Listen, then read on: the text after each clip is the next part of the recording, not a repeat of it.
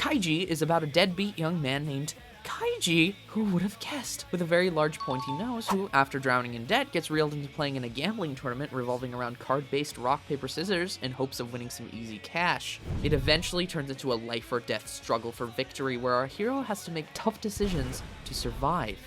Ultimately survive, that is.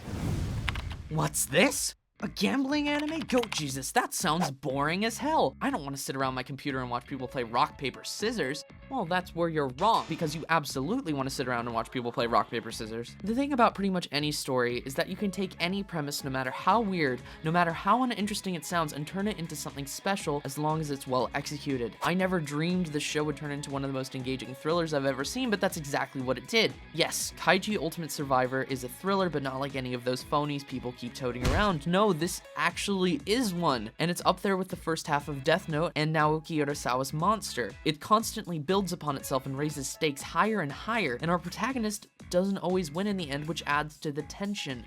On top of that, there are consequences for loss, extremely high ones, and sacrifices get made around every corner, which will be sure to keep you clicking on that next episode button. A vast majority of the show also has something to add to the tension, whether it be a ticking clock, Majora's Mask style, or some potential handicap, and thankfully the show switches around between games and strategies to keep you hooked. Yes, there are a few convenient things in terms of how our hero gets out of a tight spot once or twice, but they're not quite ass pulls, and it almost never drops the ball otherwise in keeping suspension of disbelief sustained. And since the loss is usually quite great anyway, it never feels cheap. It really picks up after the first episode, and from there continues to be blazing fast in terms of pacing. Despite being one of the most fun shows to watch in recent memory, it doesn't shy away from bringing up deeper subject matter. Themes in the show involve human nature versus morality and monetary gain versus human life. It seems a tiny bit preachy in a few places, but it doesn't preach anything inherently bad, nor does it come across as too heavy in subject matter.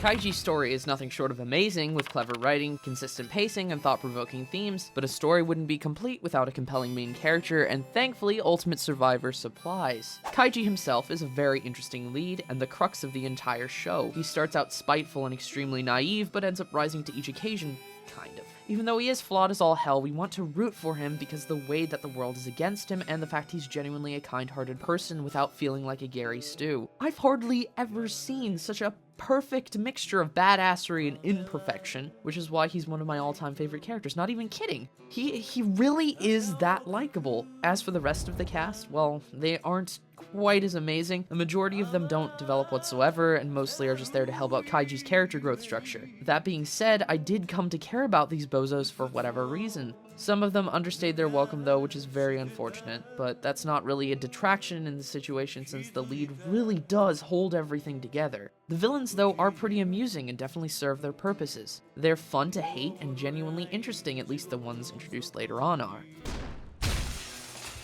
The animation is pretty solid. Madhouse works their magic again, producing a technically good-looking show with only a few visual hiccups. Either way, the first thing that's going to strike most people is how ugly the character designs are, but to be honest, this is another one of those things you'll probably get used to by the time episode 2 rolls around. But the way that they're designed allows for some serious expressive expressions, which expresses emotions very well. To be honest, I can't imagine this thing without a giant nose slapped onto our hero that could gouge out someone's eye. There's not much in the way of action in the show, so a lot of it's just focused on making it as polished as it can for 2007.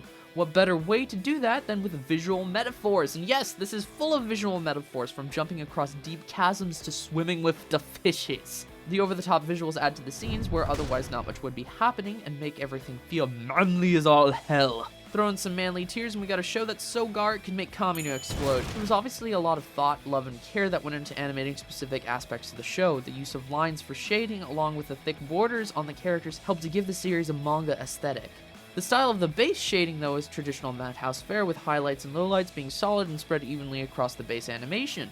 It supplies a distinctly familiar feel to pair up with the unusual designs.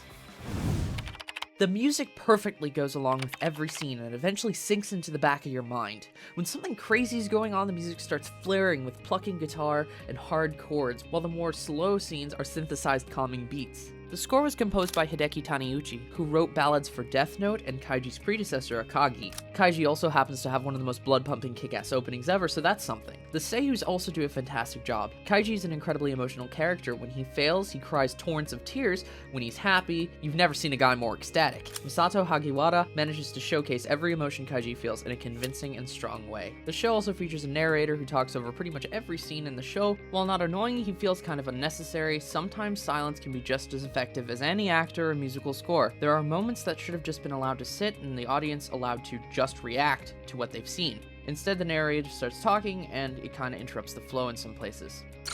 Kaiji Ultimate Survivor is one of the best shows I've seen in a very long time. It has a gripping storyline, a fantastic main character, and decent presentation. I'd recommend it to pretty much anybody who's a fan of the thriller genre, regardless of whether or not gambling is your thing. If the art style bothers you, all I can say is have it at you. You'll miss out on something good if you are that much of a stickler. I'm going to be awarding Kaiji an amazing 8.5, coming from me, that's a lot, out of 10, and a definite recommendation to watch it. If you liked this show, I'd suggest checking out Naoki Urasawa's Monster, which is about a surgeon trying to hunt down a serial killer, or the show 1 Ounce, which is heavily inspired by Kaiji and Akagi, and is about the psychological battles of baseball. The first episode of all the shows mentioned here will be in the description. This has been GoatJesus, thank you so much for watching. Bigger videos will be coming out very soon, so stick around for that. Sorry there's been so much of a delay. I'll see you guys.